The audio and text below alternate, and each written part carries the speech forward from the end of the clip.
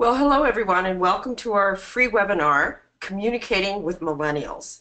I'm Claire Watson, the VP of Strategic Communication Management for Cropley Communication, headquartered in Melbourne, Australia, and part of the global faculty for the Centre for Strategic Communication Excellence. I am one of Canada's 54 master communicators and have worked in the profession for over 30 years across most communication disciplines. But that's enough about me. I'd like to introduce you to the Center of Strategic Communication Excellence. We're a global training organization created by communication professionals for communication professionals.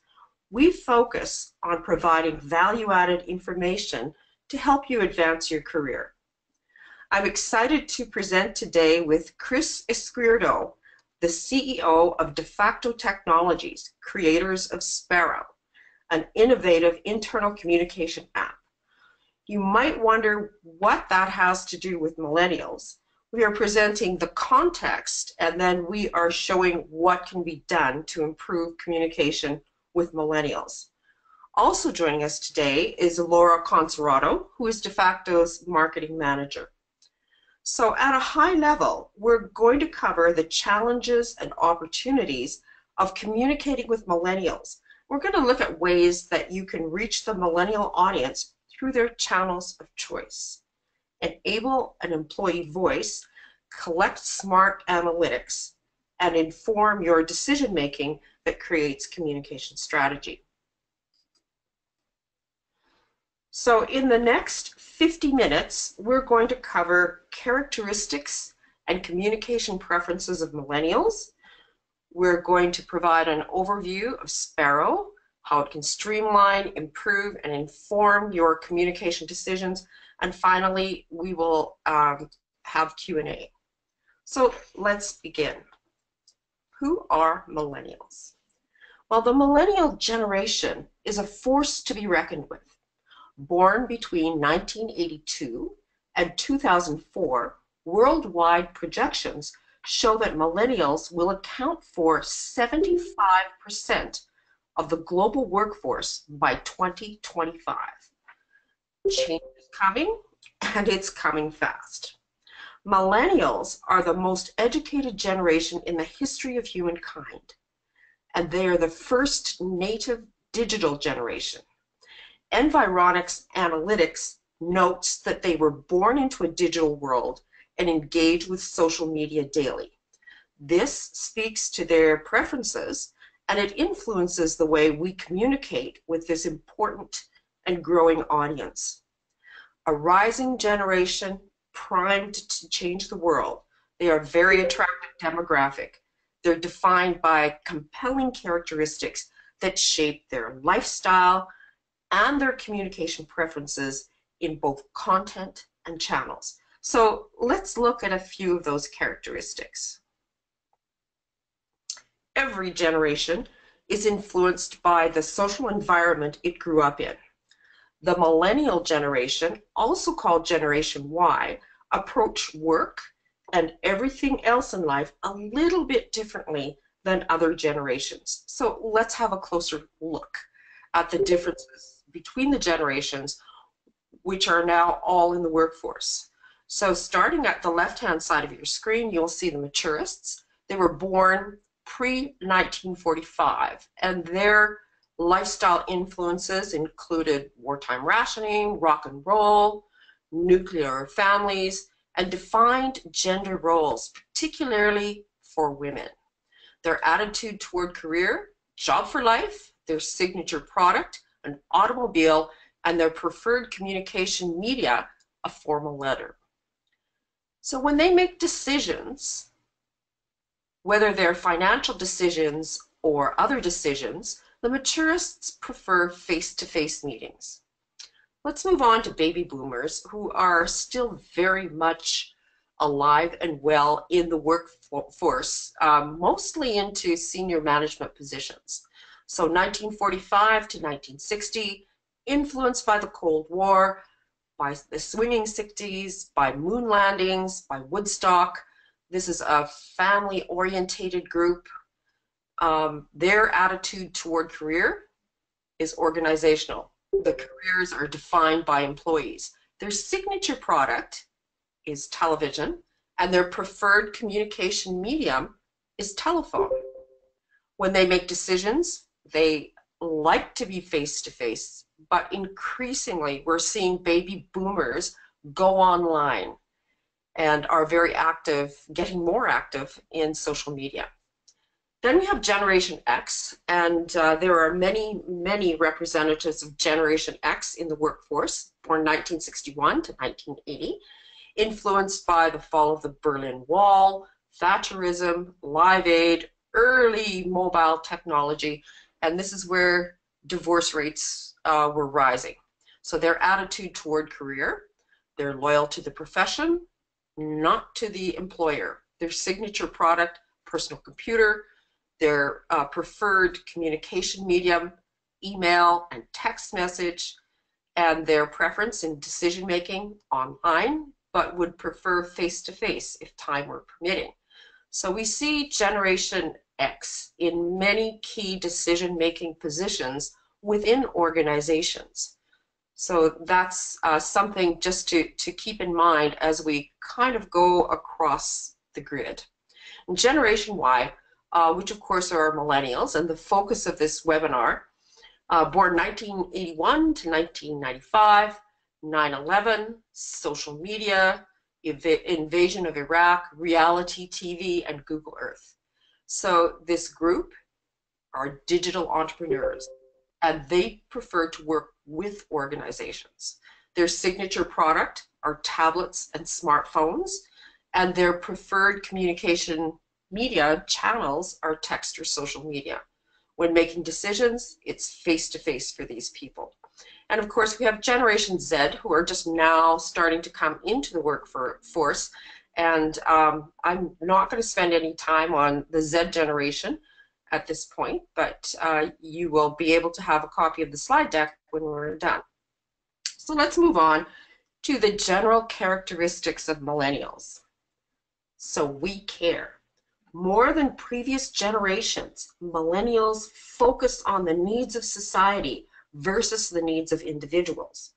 USA Today wrote, people born between 1980 and 2000 are the most civic-minded generation since the 1930s and 1940s.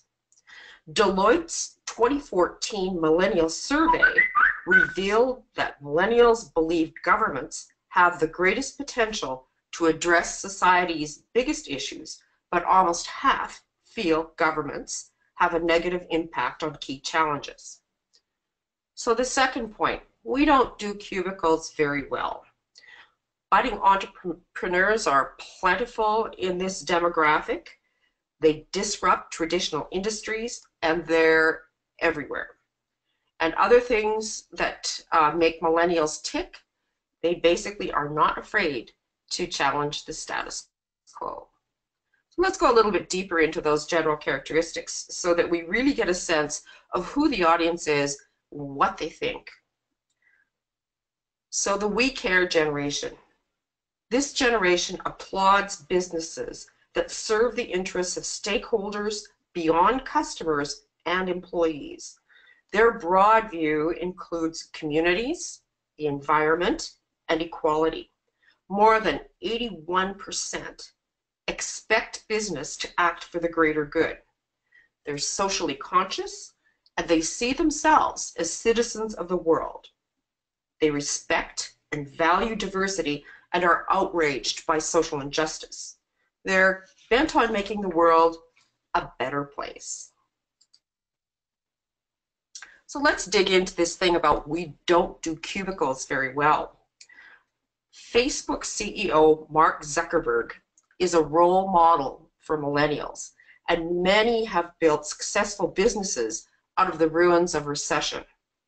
In 2008, Brian Chesky co-founded Airbnb. Daniel Ek founded Spotify. Matthew Mullenweg built WordPress. And Blake Ross created the web browser Firefox. These famous names and successful companies are just the tip of the iceberg. Business Insider says Millennials are on track to become the most entrepreneurial generation ever. Baby boomers launched their first businesses at roughly 35 years old, while millennials are launching theirs at around age 27. So in a recent survey, only 13% of respondents said that they aspire to become a CEO, while a whopping 67% said their goal involves starting their own business. Worldwide, millennials have launched almost twice as many businesses as boomers, and they tune into the benefits of going it on your own earlier than boomers did. Millennials are liberal-minded, they're pragmatic, idealists, compassionate, confident, diverse, team players, practical, and results-oriented. This generation doesn't lay back and accept the way things are if improvements are needed. Millennials aren't as willing as former generations to sacrifice their personal life to advance their careers. They like to work hard and play hard, and they want to be at a company that appreciates the desire for balance. They also expect a more flexible work environment than previous generations, and they want to work for a company that supports various clauses. So where's the common ground? In Jennifer Deal's book, Retiring the Generation Gap, How Employees Young and Old Can Find Common Ground, she found that all generations are similar in the following areas: structure, the values that matter the most, family, integrity, honesty, and trustworthiness. Wanting respect, even with slightly different definitions, we still all want to be heard and to be valued for our contribution. Trustworthy leaders. Without trust, relationships falter, communication stops, and productivity is lost. So Generation Y, the millennials, they want to feel loved and safe, and that's true of all generations. Nobody likes change. That was the stereotype for millennials. But Jennifer's research says that all generations resist change. No generation is more comfortable with change than another. Loyalty, which is not a function of age, but a function of position in the organization. The higher position you have, the more time you work. We all want to learn. People want to do a good job, and they're willing to acquire new skills to do that. And finally, everyone likes feedback. People want to know how they're doing comparatively on their performance. So that's where we find common ground among all of our generations. You might expect that millennials want nothing more than bite-sized pieces of information. However, there's growing evidence that millennials want to hear the stories that shape the world. A recent Nielsen survey labeled millennials the we, more, and now generation. The survey pointed out that millennials love authenticity, and 80% appreciate brand storytelling with transparency and involvement. So what does that mean to internal communication? Well, inside the workplace, millennials are quickly becoming the dominant group, and storytelling is a powerful communication tool. Reaching the millennial workforce doesn't mean corporate speak. So give stories life, but cut the fluff. Don't oversimplify, because this audience will immediately identify it as dumbing down, and they'll take offense. Use clear language, make stories interesting, and engage the audience in the storyline. Millennials are a diverse generation, and they want to see themselves in the stories. So make sure that you approach your communication through their eyes and not yours. Great internal communication influences business results. It's omnidirectional. It flows across and through organizations. Executives, managers, team leads, and employees all need to be on the same page, heading in the same direction toward the same goal. Easier said than done when internal communication channels are fragmented, reaching some of the employees some of the time. Against the backdrop of a rapidly changing workplace, we see more remote teams, we see manager-free structures, work from home options, and fewer desks at headquarters offices. All of these changes make it challenging to communicate clear, consistent, relevant, and timely information to employees. Digital technology is core to the millennial lifestyle. The Pew Research Center labeled millennials as digital natives in a land of digital immigrants. Millennials are mobile and connected. The generation cut their teeth on digital technology, and this communication preference will strongly influence the workplace of the future. So it's no surprise mobile technology is important to members of this age group. However, mobile is not only for social use. Millennials use their devices for research and education. So whether emailing, texting, or calling, smartphones are their preferred source of communication. And social media, which holds the collective consciousness of an organization, means the new age of internal communication.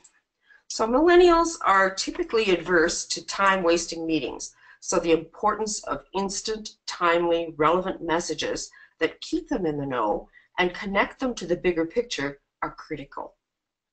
While millennials are masters at carrying on multiple conversations, aggregating communication sources and pushing information through one application is not only more effective, it's more cost efficient.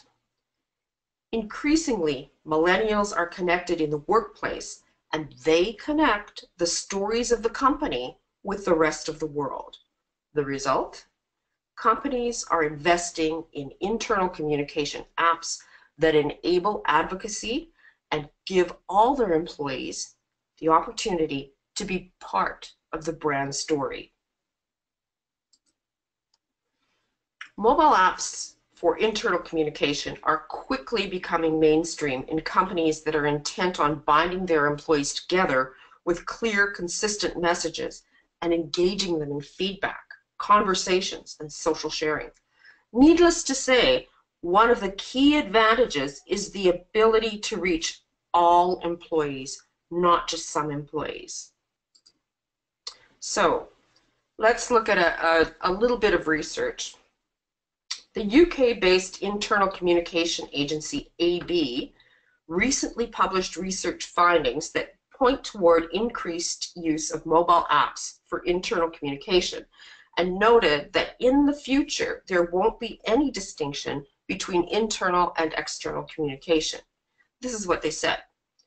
There's no doubt that in the next 10 years, employees are going to be much more involved in the creation of content, and that's only right. Measurement is also going to get better, live and instant. We can't tell how many people read paper versions of what we've produced. But on digital channels, we should be able to see exactly when, where, and how long for. So our measurement's going to improve, which means our decision-making will improve, and decisions will be based on hard evidence as opposed to hunches. And then the cloud computing firm Salesforce says that enterprise apps can boost productivity by more than 34% because it allows employees to work smarter and remain productive while on the go, and to make better use of downtime like traveling. In addition, mobile apps unlock the value of big data, offering a more seamless way to access and analyze data across the organization. Technology allows companies to connect with employees, especially their mobile workforce, in ways that were not even possible 10 years ago. Employees want to access business information through mobile technology and apps. And companies worldwide are looking for cost-effective ways that create better communication, influence business results, and drive the bottom line. So we're really pleased to introduce Sparrow. It's a new, innovative internal communication app that connects employees with each other and critical company messages through a portal that integrates messages across channels. Better yet, Sparrow provides real-time analytics that inform strategic planning and allow communication professionals to measure the impact of their work. We believe Sparrow is a tipping point for internal communication effectiveness and measurement. So here are some of the ways that Sparrow can boost the performance of internal communication. There are similar apps on the market, but Sparrow is unique in its ability to measure awareness and understanding and aggregate internal communication channels under one platform. It's an innovative step forward toward best practice communication. And now I would like to turn the presentation over to Chris, who will take you through the Sparrow internal communication app. Thank you, Claire, and welcome everybody. I'm going to be talking to you today a little bit about Sparrow, and I will tell you about some of the features that we have that make it unique in the realm of internal communications. But I'm also going to, towards the end of the presentation, show you a real demo of some of the research that we've been doing and some of the innovation that we have been doing in the area of internal communication. We believe that this innovation, once ready and rolled out into the Sparrow platform, will significantly change the way employees interact with the content that you're producing, with the way you're communicating inside your organization. So let's get started with what are we promising with Sparrow, and what we did. I'll start by telling you the story of how we came up with Sparrow. We have been in business for about 10 years, and we have built a number of successful communication platforms, some award-winning platforms for large companies, global companies, and so on. And we always felt that all those platforms targeted really well communication to those employees that are information workers, to those employees that actually sit at a desk and are in front of a computer all day. Unfortunately, this is not the vast majority of the organizations out there. Most of your employees and most of your organizations are production workers, they're field workers, they're employees that are on the field, on the production facilities, and those were unfortunately ignored. So what we tried to do is we went back to the clients that we did business with and asked them permission to run a survey. And through this survey, we wanted to understand how those employees on the front lines wanted to be communicated. Was there a paradigm shift that had happened in their personal lives that had not made it to the corporations and the IT and the technology that was available for corporate departments at the time? Throughout that survey, what we found out is that employees wanted to be communicated using a mobile app that will aggregate a lot of information and allow them to disseminate or differentiate between signal and noise in their personal lives and their work lives. That's how we ended up with Sparrow, and that's how we built this platform from the ground up. So here's what we promise. We promise allow you to communicate not just with those employees that are sitting at an office, that sit at a desk, but actually those remote employees that have been very difficult to reach today. We want to be able to deliver targeted communication. So this is communication that is highly targeted to on the topics that your workforce wants to read. So this is exactly we want to allow you the segmentation. We give you the segmentation in terms of communication that wasn't possible before when you were sending emails or when you were posting on your internet and so on. We also wanted to consolidate the channels. So we wanted to bring all the channels that you have in your organization through one common platform, one common app, and make that app, the application that rules them all, if you will. And last but not least, give you an opportunity for continuous improvement. So what if we do all of this and then we measure every interaction that an employee has with the platform? And what if we aggregate those interactions and give you meaningful metrics on how people are consuming your content? Wouldn't that be great for you to have better content strategy and make decisions based on data, not on hunches? So that's what we promise. I'm going to walk you through 3 different ways that we managed to fulfill that promise. It's going to be on content publishing, the experience, and then analytics and improvements. And as I mentioned, I won't have time today to give you a demo of the app. We can do that at a later time if you're interested. But I do want to spend some time showing you the artificial intelligence that we have embedded into the Sparrow platform that I believe is going to be quite a quite significant change in the way you're communicating today. So quickly going to content publishing, what we wanted to do is twofold. We wanted to give you an easy platform for you to be able to publish content, but a platform that also help you with the publishing of that content. A lot of the intranets and probably the intranets that you have today in your organization, you do not have a lot of guidance in terms of the content that you're publishing. So what you're seeing here is the Sparrow built-in publishing platform. It's individual communicators can publish content, and we support rich text, images, bolded, italicized, you name it, tables, and so on. But more interestingly, we also give you tips as you're creating this content.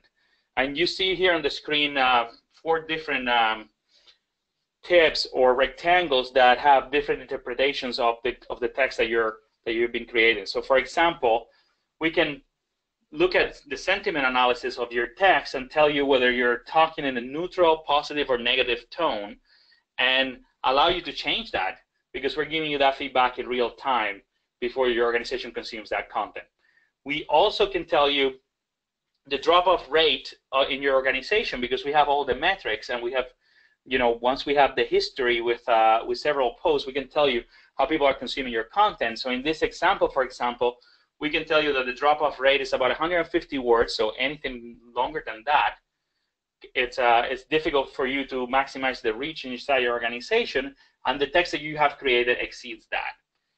The other thing that we can do is we've integrated the Flesch Kincaid scale, and we can tell you the readership level, the level at which your organization reads, and we can analyze your text in real time and tell you the level at which the text has been created. So you can see there's a disparity here between text being written at grade 10 by your organization consuming content at a grade 8. So we, as one tip, we can tell you, hey, you might want to consider simplifying this post. It's using words that are too complex for your organization or the bulk of your organization to consume. And last but not least, we can also tell you and give you hints on when is the best time to publish because we have all the consumption metrics. So we can tell you, for example, in this case, Tuesday and Thursdays are the best times, Tuesday between 1 and 2 p.m., and Thursday probably before 10 a.m., and we can allow you to schedule this into the future. So this is one way we have for your organization to consume, to create the content, and you have your hints, you have that help you with the publishing process, but this is just the first step in a potentially multi-channel communication strategy. So the other thing that we can do is give you the ability for you to continue to publish content the way you're publishing today, whether it's in your social media, your intranet, and so on, and allow you to consolidate all those channels, automate the publishing of those channels into the Sparrow platform. So we have connectors that allow us to do that automation, which really for you, what it means is that we don't increase the workload that you have today. We keep it the same, but we give you a new channel, a new mobile channel that can reach those employees on the field, as well as those in the office towers. You can start simple with our publishing platform and grow your source systems over time as part of this multi-channel communication strategy. And we have a number of connectors out of the box that we can deploy in our organization. What does the experience look like for a user?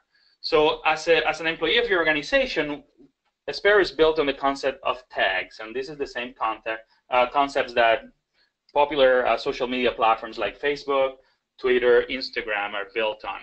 Those tags are controlled by you as an organization. You decide what are the tags that you're going to make available, and that gives you your segmentation in terms of how you're communicating.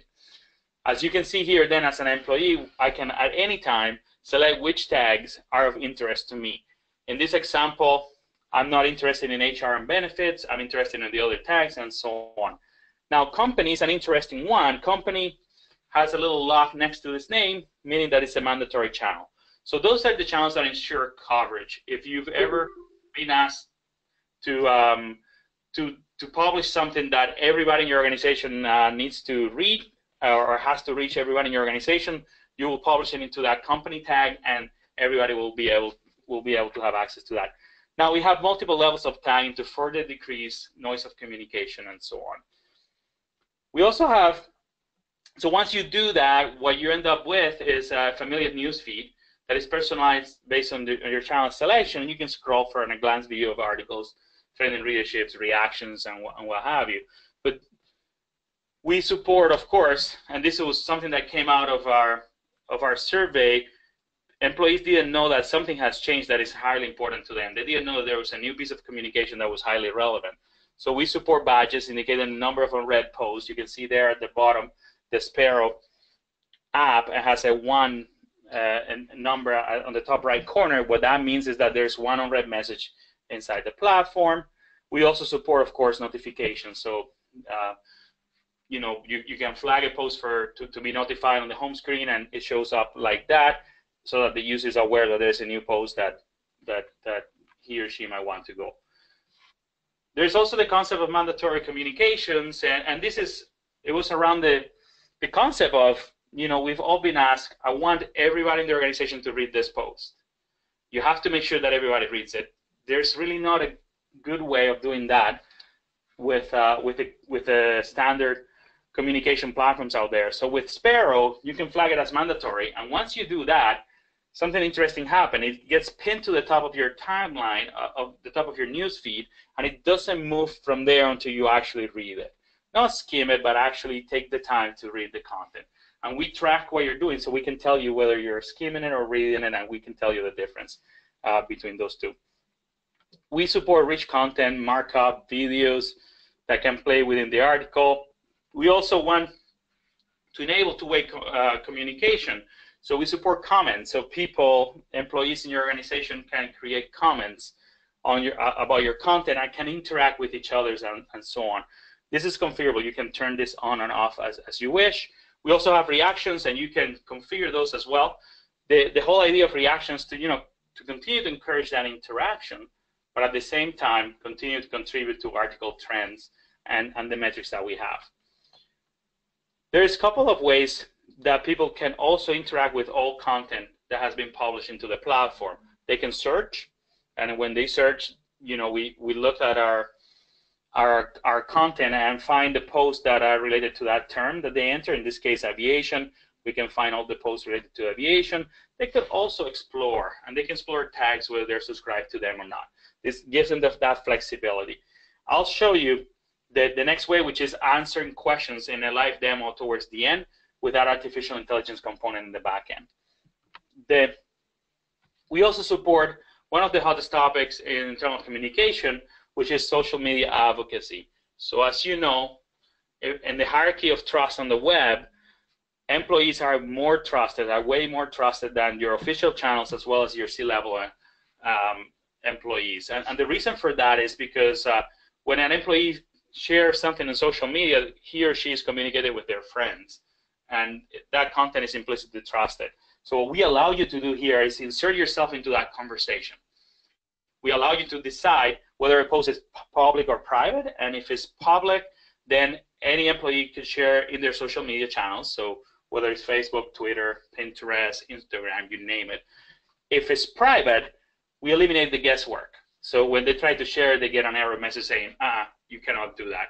And this allows you to increase the reach of your social media efforts without really doing a whole lot more than you're doing already. So I breezed through that content, and again, if you're interested in the future, we can set up a more proper demo. But let's look at analytics and improvements, because I think that's a key piece of what we're trying to do here. So what we want to do, most of the metrics that you're able to track with the platforms that you have today are what we call fairly primitive. They're metrics that they're all or nothing. So you either open a post or you didn't, and we tell you whether you open it or not, but we don't know how people have interacted with that content. What we have changed here is give you that level of interaction.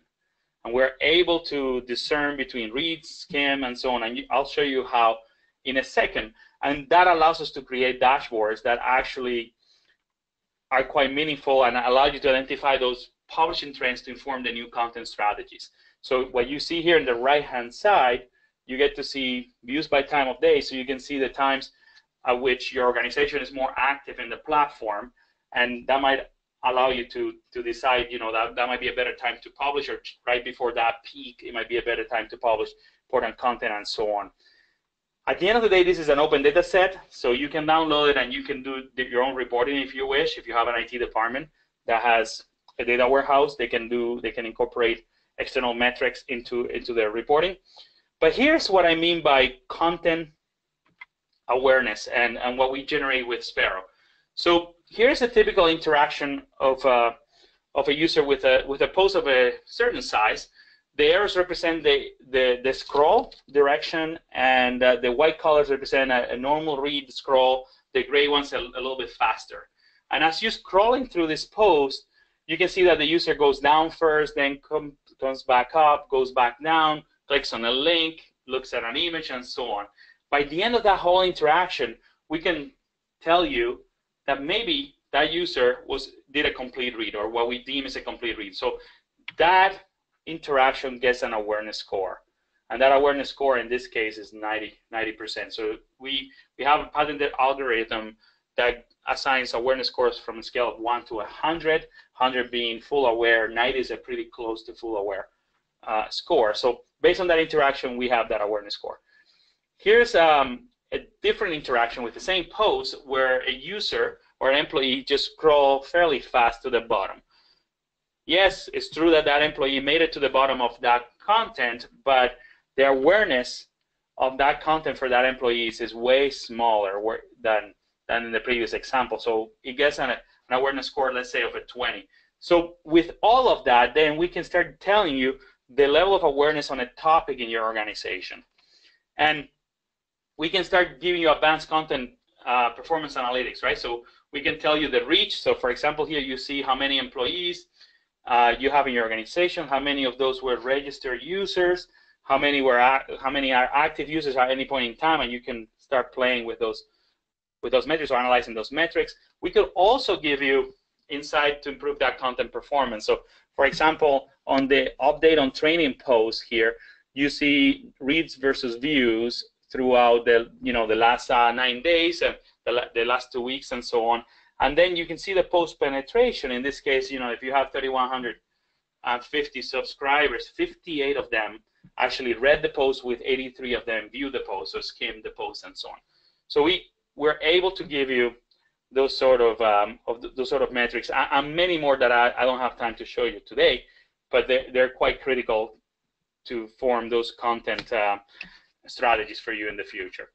So here's something else that we can do. For any given post, we can give you this type of information. I can tell you, and we can tell you, how far down the reader got before they drop off. So the first arrow there means, has 87% of the readers made it that far. The second one tells you that 93% of the readers stopped reading at that point, so that's as far as they made it, and only 7% of the readers made it all the way to the end. So we give you really interesting metrics that will guide where you put your content, how you organize your content, and so on. So let me quickly show you how this looks, and I want to show you our smart assistant that is going to be deployed into the platform shortly here, because I think it's going to be quite a changer on internal communication. So this is my phone screen, so hopefully my mom doesn't call me right now. And at the bottom here, you see a couple of icons, Sparrow and FlyWord. They're the same app. We can brand Sparrow to your organization. So if you have a brand preference for Sparrow, we can add your logo, your name, and so on. And if I go into FlyWord, what you're going to see is, this is a light version of what I've been showing you, I've been talking about. But let's go into the search, and what you're going to see here is I can ask anything. So what I'm going to do is I'm going to ask a couple of questions, and we'll see what happens. So for example, I'm going to ask, when is the next town hall meeting? And if I hit search, you can see that this is more than just a regular search. So a regular search with those keywords, what it will do is it will return a plethora of results that then I, as a user, have to sift through. I have to figure out which one is the more relevant. I have to click on it, read the article, and so on. This is actually providing you a real answer. And the answer is saying July 16 is the next time. And you can see the source as well. So I have view source there.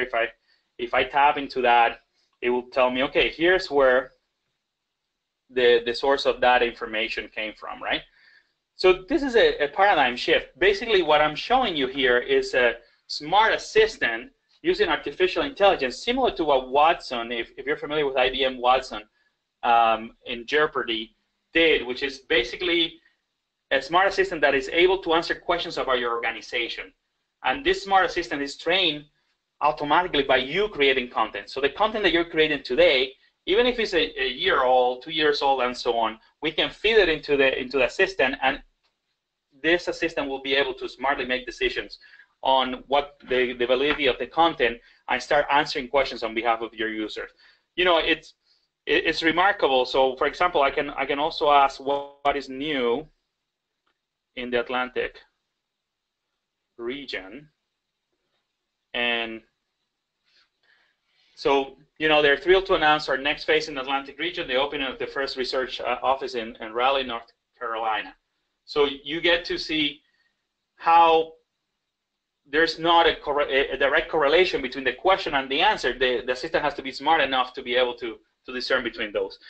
Now, interestingly enough, and here's another way we can, something else that is interesting. So what if I ask a question that the system doesn't know about, right? So let's just say, what is Lotus? So let's say there's no content right now in here about Lotus. And this is what happens. So the assistant will tell you, you know what, I do not know anything about this, but I have asked some experts to help us learn more about this topic. So really what's happening in the back end here, and once we release this functionality, what is going to happen is this question is going to make it to the internal communications department, and we're going to let them know that a user is asking this question and that the assistant, the intelligent assistant, does not have an answer for. And then it's up to you whether you want to create an article talking about Lotus and what that means for the organization, or maybe it's a bogus question that is not really relevant, so you just ignore it. But you have now that power. You have the power of deciding what kind of articles you're going to create based on the questions that your organization is asking Sparrow. And I think that's quite interesting and quite powerful. So this is still in beta. This is hasn't been released, so none of our customers have access to this. This is just a beta code bits that I have on my phone right now. But what we're hoping to do is in the next few months to release this into, for our clients, because I think it will significantly change the way they interact with the tool. On behalf of Cropley Communication, the Center for Strategic Communication Excellence, and our friends at DevFacto, we thank you so much for your time attending this webinar, and we wish you a very happy rest of the day.